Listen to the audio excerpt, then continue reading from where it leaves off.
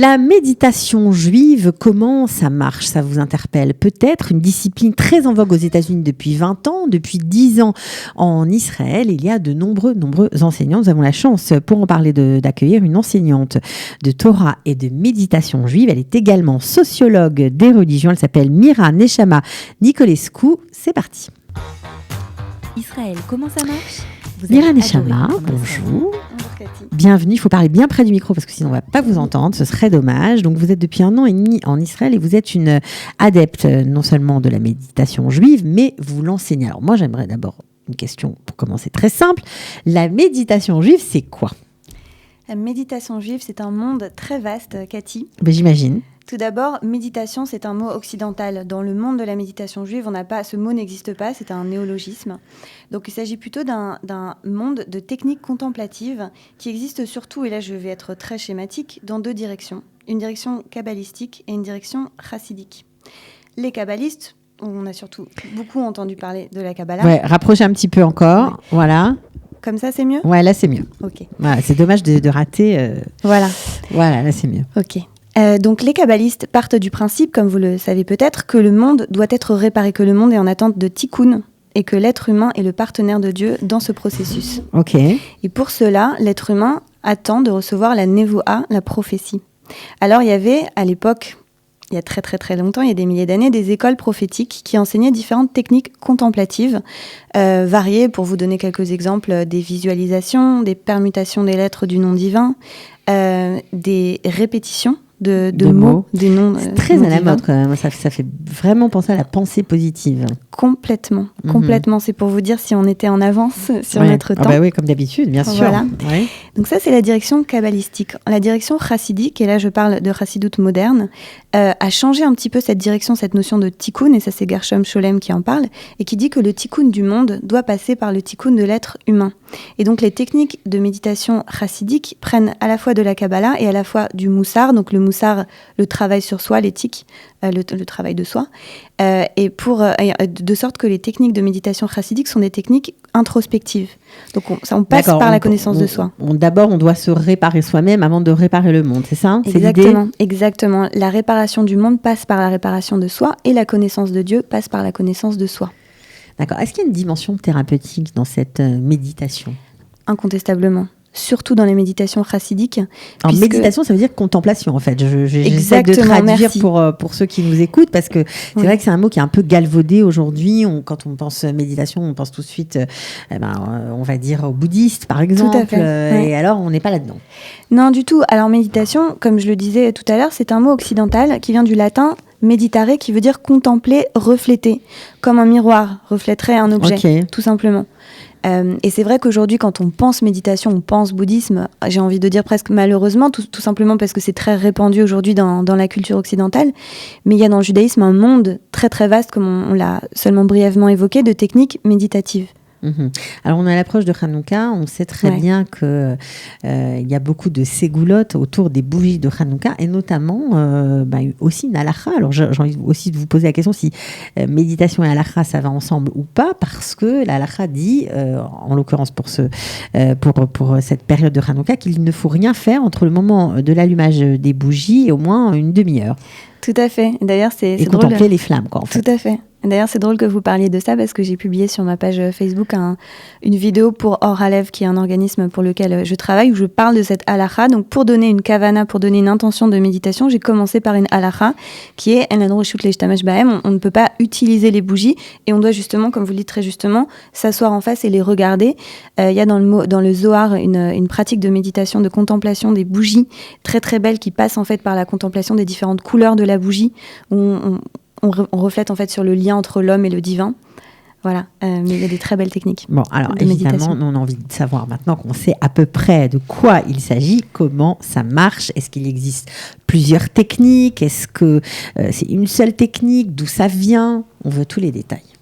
Vous nous avez mis l'eau à la bouche, maintenant on veut avoir les clés. Bon, on imagine bien que sur un pied, on aura seulement le type de l'iceberg. En fait, depuis tout à l'heure, on parle de méditation au singulier. On imagine bien que c'est comme le judaïsme.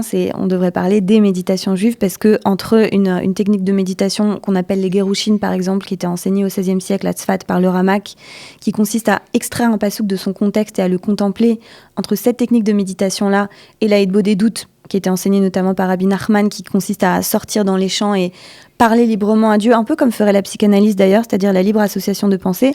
Il y a peu de choses en commun, ou entre une technique qui s'appelle les tsérophim, qui consiste à permuter les lettres, à réciter les lettres des noms divins, des techniques qu'on appelle un peu mantra aujourd'hui, qui sont très, très à la mode. Tout à fait, on est très branchés. Est très branchés. Vraiment, il suffit juste de se connecter à nos sources pour voir à quel point on est vraiment au top. Ok. Exactement, Cathy, et là, vous mettez vraiment le doigt sur ce que j'essaye de faire. À la fois moi de me connecter à mes sources et d'inviter les autres à se connecter à nos sources. Alors au niveau de ces techniques de méditation, de contemplation, je ne sais pas comment vous voulez les appeler, pour avoir accès au divin, si je vous ai bien suivi, il y en a combien à peu près ? On va dire qu'il y en a environ une dizaine de connus aujourd'hui, et je dis bien de connus puisque, comme vous le savez sûrement, les techniques de méditation juive étaient des techniques orales, transmises uniquement oralement. Il y a très très très très peu de choses qui ont été écrites. D'ailleurs, Avraham Aboulafia, quand il a écrit un traité comme ça de techniques contemplatives, on a voulu le faire carrette, vraiment. Donc c'est très rare, et dans le monde ashkénaze en tout cas, la très très grande majorité, c'était Buber aussi qui disait ça, je crois, la très grande majorité des techniques spirituelles juives ont été perdus dans la Shoah à travers les corps de ceux qui les portaient. Parce que c'était souvent une tradition orale. Complètement. Donc aujourd'hui, on a un srout énorme d'avoir recueilli certains textes, et les enseignants de méditation juive aujourd'hui ont reconstruit une tradition, parce qu'on ne sait pas comment ils faisaient, on a peu de détails en fait sur le comment, on a des textes. On reconstruit une tradition à partir de textes. Quelques noms pour savoir de quoi il s'agit. On a dit Hitbodedut, je crois qu'il y a Hitbonenut aussi. Exactement, Hitbonenut, qui est en fait une technique introspective assez proche de l'examen de conscience, assez proche du Cheshbon Nefesh, qui est aussi une autre technique de méditation. Cheshbon Nefesh que Maïmonide préconisait de pratiquer non seulement une fois par an avant Kippour, mais tous les soirs. Donc ça, c'est une technique de méditation en soi. D'accord. Et Hitbonenut, son fils, Avraham Maïmonide, préconisait de pratiquer Hitbonenut, qui est en fait une manière aussi de se comprendre soi-même, de regarder la création et de se regarder soi-même pour mieux avoir accès à la réalité, sachant que la réalité, dans une perspective juive, est toujours infusée du divin. Ok, donc on parle aussi de tsérophim dans vos techniques, je crois, enfin dans les techniques. Tsérophim que j'ai évoqué tout à l'heure, donc qui est enseigné par Avraham Aboulafia, donc une technique kabbalistique très précise. Moi, pour l'instant, je suis restée en dehors de ça. Est-ce que la prière, c'est aussi une technique de méditation ? Complètement. La tfila et notamment la hamida, qui est vraiment décrite comme une pratique de méditation en soi, et ceux qui la pratiquent beaucoup et qui la connaissent presque automatiquement comme ça, on le voit que, encore une fois, c'est ce qu'on appelle dans d'autres traditions aujourd'hui des techniques de mantra, en fait, c'est-à-dire qu'on est dans la répétition, et brusquement, il y a des choses qui se passent, parce qu'on est dans un autre état. Alors justement, pourtant, il y a beaucoup de gens qui ont du mal avec la prière, qui sont déconnectés du monde de la tfila, ça ne leur parle pas du tout, et pourtant, ils arrivent par la méditation peut-être à se connecter au divin. C'est une des choses que vous préconisez ? Oui, il y a beaucoup de gens qui viennent vers moi parce qu'ils se sentent très éloignés, très aliénés en fait du monde de la synagogue, du monde de la ritualité juive, du monde de la religion juive, mais ils ont soif de spiritualité et ils sont souvent attirés par la méditation. Donc quand ils entendent parler de méditation dans un contexte juif, ils sont souvent très attirés. Et en fait, on se rend compte que c'est souvent une question de pédagogie, une manière d'amener les choses. Et quand on médite et qu'on a accès du coup un accès plus intime, personnel au divin, on a envie de prier, on retrouve le sens de prier. Il y a beaucoup de techniques de méditation, on parlait de la Hamida, la Kavana, qui est notamment une technique de méditation dont parle le traité Brachot, Masechet Brachot, un des psukim les plus connus, Chassidim Arishonim Ayushoin Shah, ou Palelim, donc les premiers sages Chassidim, ils s'asseyaient 1 heure avant de prier. Et donc, il y a beaucoup d'introductions à la prière, en fait, dans les cours de méditation qu'on donne. Et il y a souvent des techniques de méditation qui commencent ou qui se terminent par des prières, mais des prières très courtes. C'est-à-dire qu'on ne va pas prier pendant 3/4 d'heure, on va répéter un pasouk. On l'évoquait tout à l'heure, Ta'er libenu le'avdecha be'emet. Et quand on se pénètre du sens de ça, donc purifie nos cœurs pour qu'on te serve en vérité. Là, si on parle à la vie et qu'on en a la vie de nous purifier et de nous permettre d'être vrais, je pense que ça parle à tout le monde. Alors, comme on est dans une émission Israël, comment ça marche, qu'on aime bien être concret, on va prendre une des méthodes de méditation qui s'appelle Hashkata, qui vient, je crois, du mot sheket en hébreu, que vous aimez beaucoup pratiquer, d'abord pour en connaître mieux son origine et pour savoir concrètement comment ça marche. Ouais.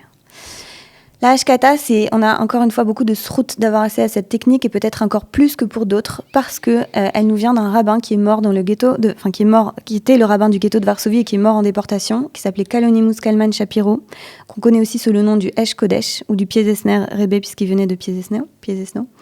Et ce qu'il a fait, ce rabbin, c'était un chassid, c'était un enseignant spirituel. Il a écrit des techniques de méditation. Et ça, c'est une des rares qui a été écrite. Jusqu'à nous. Il les a enterrées, il les a mises dans une boîte en fer, enterrées dans le sol du ghetto. Et ça a été retrouvé après la guerre et publié après la guerre. Donc c'est vraiment un S, on est avant Hanouka, on peut parler de ça.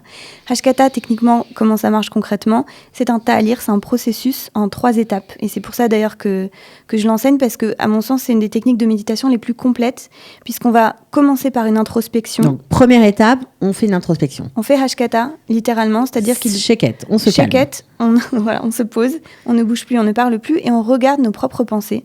Donc là, on est dans quelque chose de très proche de la pleine conscience. Ok.